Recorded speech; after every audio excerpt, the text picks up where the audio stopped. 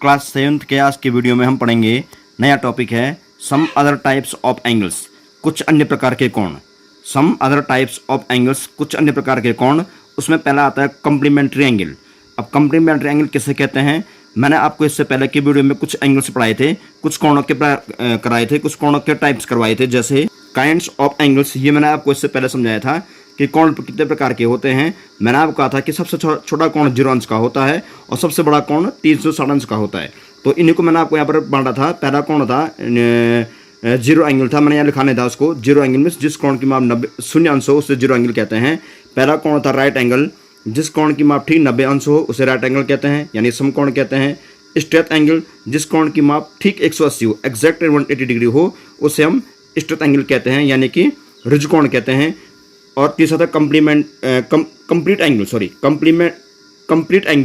Complete angle में संपूर्ण कोण, जिस कोण की माप ठीक 360 डिग्री हो उसे हम संपूर्ण कोण कहते हैं या कंप्लीट एंगल कहते हैं। तब मैंने नंबर 4 करवाया था इसी क्रम में एक्यूट एंगल, कि सभी all angles between 0 degree and 90 degree are called acute angle, कि 0 डिग्री और 90 डिग्री के बीच के सारे कोण एक्यूट एंगल कहलाते हैं।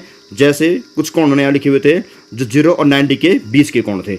उसके बाद एक्यूट के बाद ऑब्ट्यूस एंगल, कि सारे कोण जो 90 और 180 के बीच के हों, 90 डिग्री और 180 डिग्री के बीच के सारे कोण क्या कहलाते हैं? ऑब्ट्यूस एंगल कहलाते हैं, यानी कि अधिक कोण कहलाते हैं। और उसके बाद लास्ट था रिफ्लेक्स एंगल, यानी कि 180 डिग्री और 360 डिग्री के बीच के, यानी कि 180 डिग्री और 360 डिग्री के बीच जो भी कोण आते हैं सारे कोण रिफ्लेक्स एंगल कहलाते हैं। तो जो कोण मैंने आपको समझाए थे, ये कोण सारे क्या थे? इनके मेजरमेंट के आधार पर बांटे गए थे, मीन्स माप के आधार पर, मतलब किस कोण की माप कितनी है। मीन्स अगर आप पूछा जाए कि 120 अंश का कोण क्या है, तो आप ऐसे कहेंगे कि 120 अंश कोण क्या है? ऑब्ट्यूस एंगल है। ऑब्ट्यूस एंगल क्यों है वो? क्योंकि वो 90 और 180 के बीच का कोण है। तो हम इन्हीं कोणों को हम याद करके, इन्हीं कोणों को हम जान करके पहचान लेते हैं कितने अंश का कोण क्या है और किस अंश कोण को हम क्या कोण कहते हैं। मान लीजिए अगर आपसे एक प्रश्न और पूछा जाएगा कि 200 अंश का कोण क्या है, कि 200 अंश के कोण को हम क्या कहते हैं, तो हम नियम याद करके हम देखेंगे कि 200 अंश के कोण को, यानी 200 डिग्री के एंगल को हम रिफ्लेक्स एंगल कहते हैं। क्यों कहते हैं रिफ्लेक्स एंगल? क्योंकि 180 और 360 के बीच जो भी कोण हैं सारे एक रिफ्लेक्स एंगल कहलाते हैं, यानी 200 डिग्री का जो एंगल है वो रिफ्लेक्स एंगल कहलाएगा। यदि आपको प्रश्न पूछा जाएगा कि 89 या 88 या 80 अंश या 80 डिग्री का कोण क्या है, हम कहेंगे 80 डिग्री कोण क्या होगा? Acute angle. 80 अंश कोण को हम कहेंगे एक्यूट एंगल कहेंगे, क्योंकि वो 0 और 90 के बीच हैं। तो जो भी कोण 0 और 90 के बीच होते हैं सारे एक्यूट एंगल कहलाते हैं। तो ये मेजरमेंट के बेसिस पर जो है हमने सारे कोणों को बांटा गया है, जो 0 और 360 के बीच के सारे कोण आते हैं। अब ये तो मेजरमेंट के अनुसार हो गए, लेकिन आज का जो टॉपिक है वो भी एंगल से संबंधित है, some other types of angles. जो मैंने इससे पहले आपको समझाया था, इससे पहले की वीडियो में वो क्लास 6 का ही रिपीट किया था मैंने आपको। अब यहाँ से हम जो आप पढ़ेंगे वो क्लास 7 का नया कोर्स चल रहा है, तो हमें वो भी समझना है जो मैंने इससे पहले वीडियो कराया था आपको, और ये भी आपको समझना है नए नियम। पहला है कुछ some other types of angles, कुछ अन्य प्रकार के कोण। वो जो कोण मैंने आपको इससे पहले कराए थे वो कोण क्या थे? कोणों को मापने के आधार पर, मैंने एंगल्स के मेजरमेंट के बेस पर। और ये है कंप्लीमेंट्री की कुछ अन्य प्रकार के कोण हैं। यहाँ पर आप कोण को मापना नहीं है, उन्हीं कोणों में से किसी कोण को आपको दूसरे तरीके से पहचानना है। तो इसमें पहला आता है कंप्लीमेंट्री एंगल्स। तो कंप्लीमेंट्री एंगल्स की परिभाषा लिखी हुई है, डेफिनेशन लिखी हुई है, when the sum of the measures of 2 angles is 90 degree the angles are called complementary angle. इसका अर्थ ये हुआ when the sum of the measures of 2 angles is 90 degree, जब दो कोणों के मापों का योग 90 अंश हो। जब दो कोणों के मापों का योग, हम सीधे कहें जब दो कोणों का योग 90 अंश हो, उन कोणों को कंप्लीमेंट्री एंगल कहते हैं। कंप्लीमेंट्री एंगल को हिंदी में कहते हैं पूरक कोण या कोटिपूरक कोण। पूरक कोण या कोटिपूरक कोण। मैंने आपको यहाँ पर सीधे ये बोल दिया कि जब दो कोणों को जोड़ करके, अगर हम सरल शब्दों में इसको कहें, ये समझाएंगे हम आपको, जब दो कोणों को जोड़ करके 90 अंश आए। ध्यान रहे, मैंने ये नहीं कहा कि 90 अंश, मैंने कहा जब दो कोणों को जोड़ के 90 अंश आए। इससे पहले मैं आपको कराया था राइट एंगल। वो क्या था? जिस कोण की माप 90 अंश हो, जिस कोण की माप ठीक 90 अंश हो उसे हम कहते हैं राइट एंगल। लेकिन यहाँ पर जिस कोण की माप 90 अंश नहीं है, जब दो कोणों का योग 90 अंश हो, मतलब दो कोणों को जोड़ के 90 डिग्री आ रहा हो।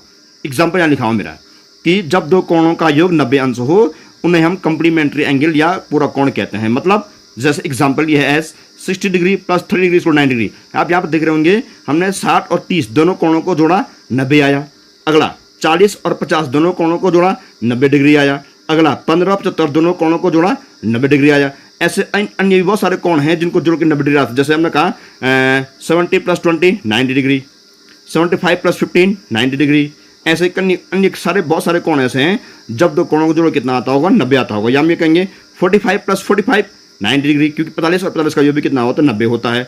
ऐसे अन्य कोण भी आप कह सकते हैं कि जिनको जोड़ो क्या आ रहा है 35 धन 55 90 अंश।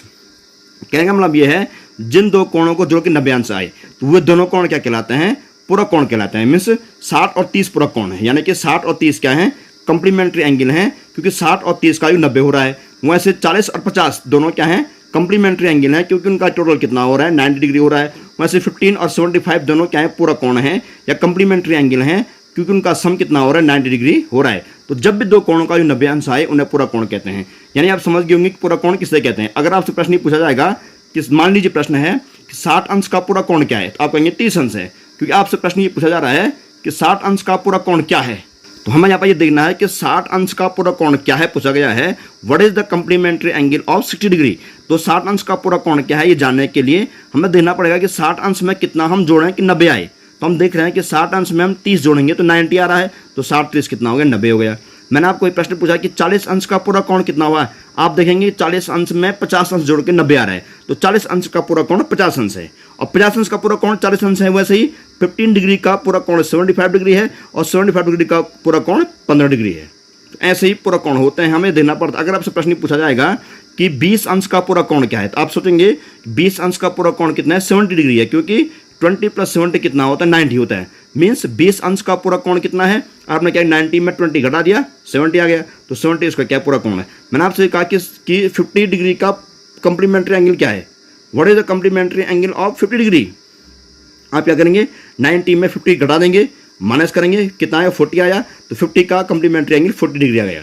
तो सिंपल सी बात है, जब दो कोणों की मापों का योग 90 अंश हो, दो कोणों को जोड़ के जहां पर 90 अंश आता है उन्हें हम कंप्लीमेंट्री एंगल कहते हैं या पूरक कोण कहते हैं। नंबर 2 है सप्लीमेंट्री एंगल्स, संपूरक कोण। ये पूरक कोण है और ये संपूरक कोण है, यानी कि सप्लीमेंट्री एंगल है। परिभाषा यही, जब दो कोणों का योग 90 अंश हो तो उसे हम क्या कहेंगे, पूरक कोण कहेंगे, यानी कंप्लीमेंट्री एंगल कहेंगे। और जब दो कोणों का योग 180 अंश हो, देखिए यहाँ पर योग 90 अंश हो रहा है और यहाँ पर योग 180 अंश हो रहा है, तो जब दो कोणों को जोड़ करके 180 अंश आए तो उन दोनों कोणों को हम सप्लीमेंट्री एंगल कहते हैं। तो इसकी परिभाषा आप लिख देंगे ऐसे ही, सम इसको उतार देना यहाँ, when the sum of the measures of two angles is 180 degree. आप क्या रखेंगे यहाँ पर, केवल क्या बदलेंगे 180 लिखेंगे यहाँ पे 180 degree, the angles are called supplementary angle. तब क्या आएगा, सप्लीमेंट्री एंगल। मीन्स जब दो कोणों का जो 90 अंश हो उन्हें पूरक कोण कहेंगे, यानी कंप्लीमेंट्री एंगल कहेंगे। और सेम वही, जब दो कोणों का योग 180 अंश आए, ध्यान दें कितना है टोटल, योग 180 अंश आए, उसे हम सप्लीमेंट्री एंगल कहेंगे। जैसे इस एग्जाम्पल देखिए, जैसे इसके एग्जाम्पल आप बोल सकते हैं अपने आप, जब हमने 100 में क्या जोड़ दिया 80 जोड़ दिया, हम जानते हैं कि 100 और 80 कितना होता है 180 अंश आए। मीन्स यहाँ पर दो कोणों को जोड़ के 90 आ रहा था, यहाँ पर उन दो कोणों को जोड़ के 180 अंश आना चाहिए। ऐसे हम एग्जाम्पल भी बोल सकते हैं। वैसे ही 90 प्लस 90 180 होता है, 90 और 90 का जो 180 होता है। 25 और 155 दोनों भी क्या है, सप्लीमेंट्री एंगल है, क्योंकि उनका योग भी कितना है 180 डिग्री है। यहाँ पर 140 डिग्री एंड 40 डिग्री, 140 डिग्री और 40 डिग्री, ये दोनों भी क्या है, संपूरक कोण है, सप्लीमेंट्री एंगल है, क्योंकि इनका योग भी कितना होता है 180 अंश होता है। तो आप परिभाषा में क्या लिखेंगे, यहाँ से उतारेंगे परिभाषा, when the sum of the measures of two angles is 180 degree, comma करके, the angles are called supplementary angles. जब दो कोणों के मापों का योग 180 अंश हो उन्हें सप्लीमेंट्री एंगल कहते हैं। मीन्स अगर दो कोणों को जोड़ के 180 अंश आता है तो वे दोनों कोण क्या कहलाते हैं, सप्लीमेंट्री एंगल या संपूरक कोण कहलाते हैं। तो यानी मैं आपको प्रश्न पूछता हूं कि 100 अंश का सप्लीमेंट्री एंगल क्या हुआ, आप कहेंगे 80 अंश हुआ, क्योंकि 100 में 80 जोड़ के 180 आ रहा है। 100 अंश का सप्लीमेंट्री 80 क्यों है, 180 में हमने 100 घटा के 80 निकाल दिया है। मैंने आपको पूछा कि 90 अंश का संपूरक कोण क्या है, 90 अंश का संपूरक कोण खुद 90 है, क्योंकि 90 कितना होता है 180 अंश होता है। 25 डिग्री का संपूरक कोण कितना है, आपने क्या किया 25 डिग्री का संपूरक कोण निकालने के लिए आपने 180 में से 25 को क्या कर दिया, माइनस कर दिया।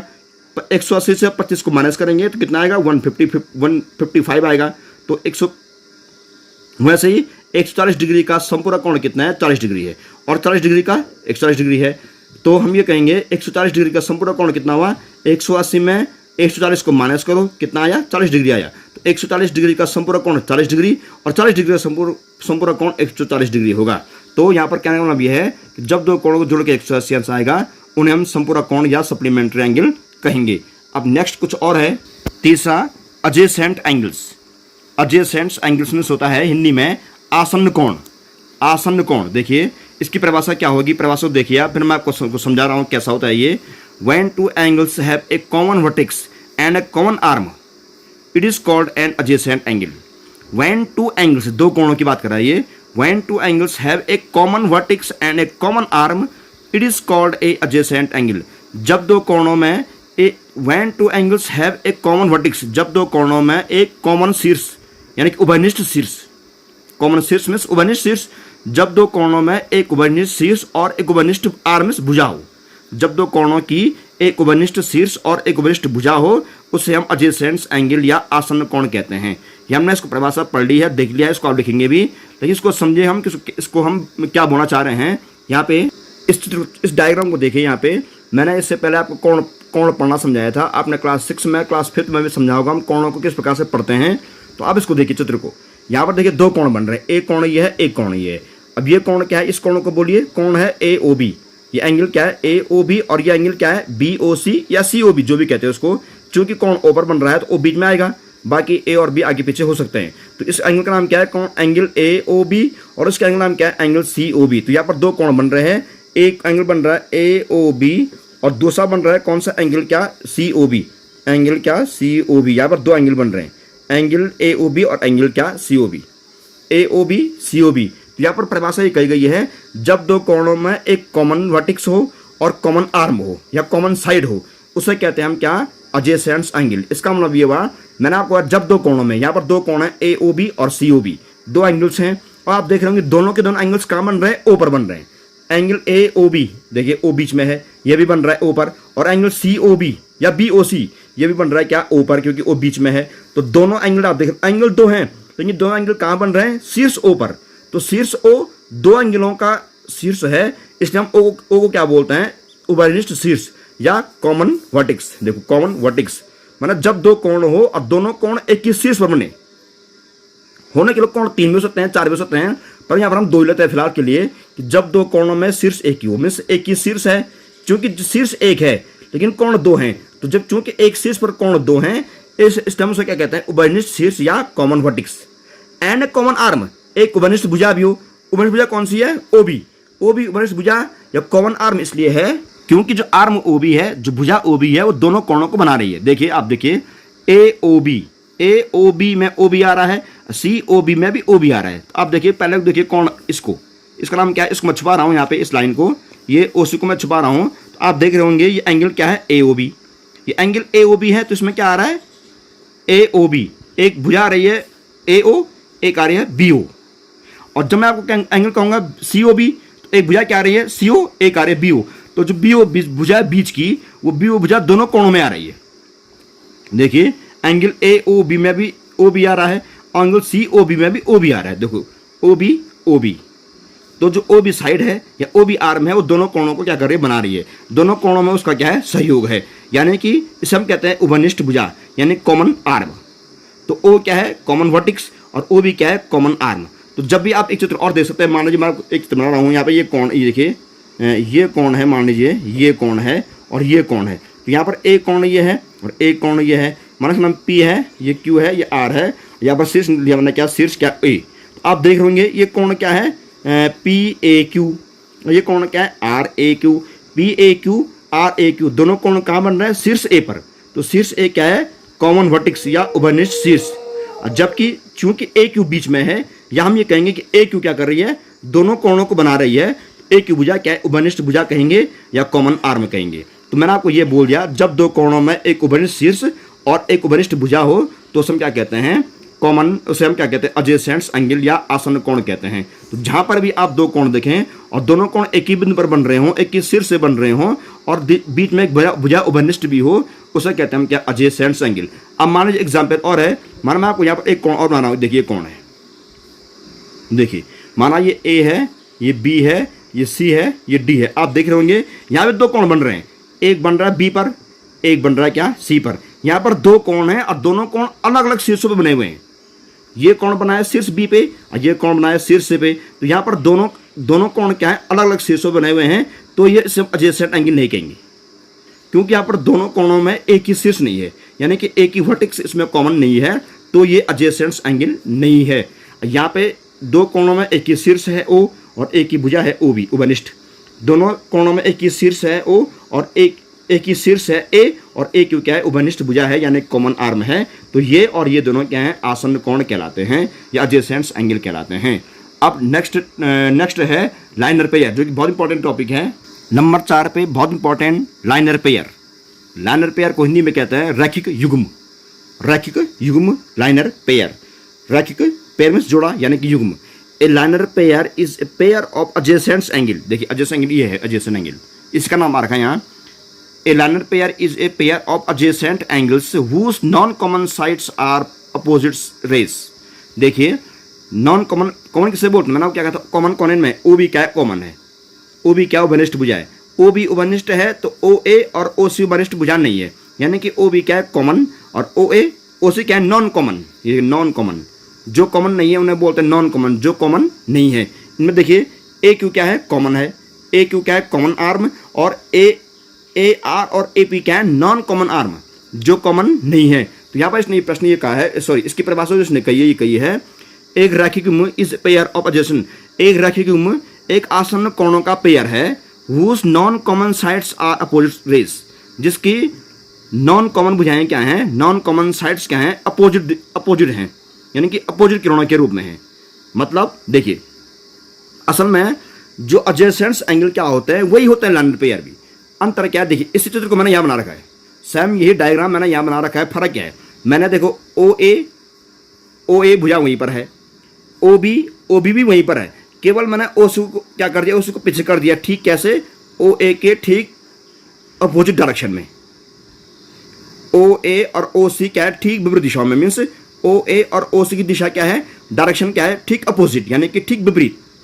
तो जब मैंने आपको ये परिभाषा ही कही है, लाइनर पेयर किसे कहते हैं, वह आसन्न कोण। देखिए ये भी आसन्न कोण नहीं है मैंने आपको, तो यह एक ऐसा आसन्न कोण है, लाइनर पेयर एक ऐसा आसन्न कोण है या एक ऐसा एडजेसेंट एंगल्स है जिसमें उभयनिष्ठ भुजा OB, उभयनिष्ठ भुजा को छोड़ करके, उसको छोड़ दो आप, अन्य जो दो भुजाएं क्या होती है, OA OC, ये OA OC, अन्य दो भुजाएं क्या होती है, विपरीत दिशाओं में होती हैं, यानी कि अपोजिट साइड होती हैं, अपोजिट दिशा में होती हैं, विपरीत दिशाओं में होती है। मीन्स अगर हम OB को छोड़ दें क्योंकि ये कॉमन है, तो जो नॉन कॉमन साइड हैं, जो OA OC जो नॉन कॉमन आर्म हैं, वो क्या होती है, ठीक विपरीत डायरेक्शन में होती हैं, अपोजिट डायरेक्शन में होती हैं। देखिए OA OC क्या है, OA जा रहा है पूरब की ओर, OC आ रहा है पश्चिम की ओर, ठीक अपोजिट, ठीक विपरीत, उन्हें बोलते हैं रैखिक युग्म। देखिए इसके एग्जाम्पल बनाइए। देखिए एक रेखा मैंने खींची, यहाँ हमको लग रहा है कि एक ही रेखा है, परंतु एक रेखा नहीं है। यहाँ से बीच से जो है एक किरण आ रखी है ऊपर, एक आ रखी है नीचे, और एक किरण इनके बीच से इस तरह से आ रखी है, ये इस तरह का चित्र यहाँ भी है। तो ये सीधी रेखा है, अब बीच से किरण अलग से आ रही है। माना इसका मैंने यहाँ रख दिया क्या, P, यहाँ रख दिया Q, यहाँ रख दिया मैंने क्या M, और यहाँ रख दिया मैंने इसको क्या R, ये R पॉइंट मान लीजिए R है। तो आप देख रहे होंगे कि MP और MQ दोनों विपरीत है और MR क्या है, अलग जा रही है। तो मैंने आपको ये कर दिया कि MR यहाँ पर क्या है, अपोजिट, सॉरी MR क्या है, यहाँ पर कॉमन साइड है, कॉमन आर्म है। तो MR कॉमन को छोड़ करके जो नॉन कॉमन होते हैं वो क्या होते हैं, ठीक विपरीत दिशाओं में रहते हैं, मीन्स एक सीधी रेखा के रूप में होते हैं। कुल मैं ये कहूँगा कि ये सीधी रेखा है, एक PQ क्या है, सीधी रेखा है, AC क्या है, सीधी रेखा है। जहाँ पर एक सीधी रेखा आ रही होगी और बीच से कोई किरण अलग जगह जा रही होगी, अलग डायरेक्शन में जा रही होगी, उसे कहेंगे हम लाइनर पेयर, यानी कि रैखिक युग्म। तो आप समझ गए होंगे। यहाँ पर देखिए कहीं एक किरण AC है, बीच से OB आ रही है, OB उभयनिष्ठ है, क्योंकि देखिए यहाँ पर एंगल क्या है, AOB, ये एंगल क्या है, COB। तो यहाँ की तरह AOB COB दोनों का बन रहे हैं शीर्ष O पर, दोनों का शीर्ष O है, और दोनों में OB क्या है, कॉमन आर्म है, OB कॉमन आर्म है, और O क्या है, कॉमन वर्टेक्स है। वैसे यहाँ पर देखिए MR क्या है, कॉमन आर्म है, जबकि M क्या है, कॉमन वर्टेक्स है। M उभयनिष्ठ शीर्ष है और MR उभयनिष्ठ भुजा है। O उभयनिष्ठ शीर्ष है और OB उभयनिष्ठ भुजा है। उभयनिष्ठ मैंने आपको बता दिया ऊपर, उभयनिष्ठ किसे बोलते हैं, जो भुजा दोनों कोणों को बनाती है, या जो शीर्ष दोनों कोणों को बनाता है। तो चूंकि O शीर्ष दोनों कोणों को बना रहा है तो O उभयनिष्ठ शीर्ष है, चूंकि O भी दोनों कोणों में है या दोनों कोणों को बना रही है तो O भी क्या है, उभयनिष्ठ भुजा है। तो यहाँ पर मैंने आपको बोल दिया कॉमन साइड को छोड़ करके जो नॉन कॉमन होते हैं वो क्या होते हैं, बिल्कुल non common sides are opposite rays. Non common भुजाएं जो होती हैं विपरीत किरणों के रूप में होती हैं। और इसका एक नियम और इम्पोर्टेंट नियम है, देखिए आप समझ जाए इसको। कहीं पर भी मैंने आपको बता दिया, यही नहीं, कहीं पर भी अगर ऐसे सीधी रेखा होगी, इस तरह की सीधी रेखा होगी, ध्यान रहे वो सीधी रेखा होनी चाहिए और बीच से कोई भी किरण जो इस तरह से कहीं पर भी आ जानी चाहिए, इस तरह से आनी चाहिए, तो इन्हें बोलेंगे हम क्या, इन्हें बोलेंगे हम लाइनर पेयर। यहाँ पे देखिए ऐसे आ रही है, इसके नीचे इस तरह से आ रही है कहीं भी, तो ये रेखा सीधी है, अब बीच में किरण इस तरह से आ रही है, इन्हें बोलेंगे हम क्या, लाइनर पेयर या रेखिक। ये बहुत इंपॉर्टेंट है और रेखिक का एक बहुत महत्वपूर्ण नियम है, रूल है, वो ये क्या है कि रेखिक के दोनों कोणों का योग 180 अंश होता है।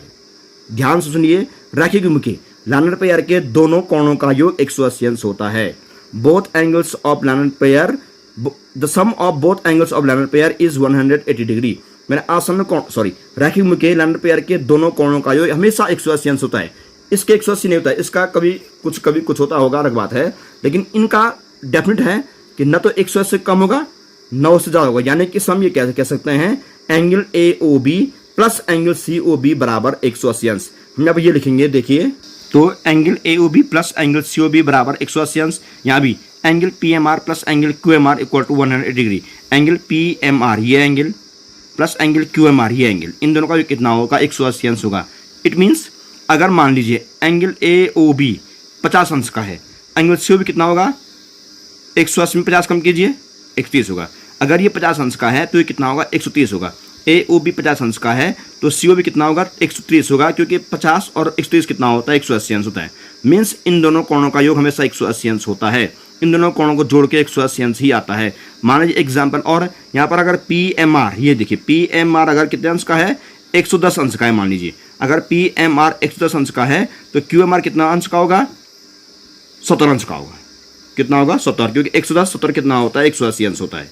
तो हमने यहाँ पर ये समझ लिया कि लाइनर पेयर के दोनों कोणों का योग हमेशा 180 अंश होता है। यहाँ पे अगर हम इसका नाम कुछ रखते हैं, मान लीजिए ये M है, ये N है, इसका नाम आ गया हमारा P आ गया, और यहाँ कट रहा है, इसका नाम क्या आ गया, Q आ गया। तो हम यहाँ पे ये कहेंगे कि एक एंगल ये है PQN, एक एंगल ये है PQM। तो PQN प्लस PQN क्या, कोण PQN धन कोण PQM बराबर क्या होगा, 180 अंश होगा। तो ऐसे हम कहते हैं लाइनर पेयर। ये बहुत इंपॉर्टेंट टॉपिक था। अब देखिए, तो मैंने आज आपको कुछ कोण बताए हैं, some others types of angles, इसको मैंने आपको समझाया, कुछ परिभाषाएं मैंने आपको समझाई हैं, उनके बारे में समझाया भी है।